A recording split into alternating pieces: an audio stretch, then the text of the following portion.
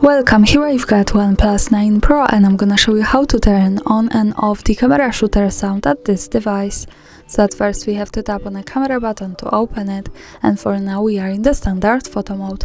Let me take a picture. Now we can hear the sound. To turn it off, let's move to the right corner and pick this button.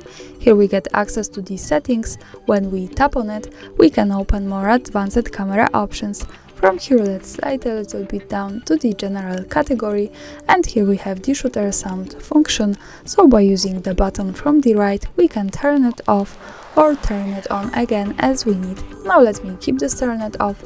Let's go back to the camera and take another picture. Now we can't hear anything. Of course, we can turn on the sound once again by going to the right corner, to the settings, slide to the general and use this button. So for now, when I take another picture, we can hear the sound. And that's all. Thanks for watching. Subscribe our channel and leave the thumbs up.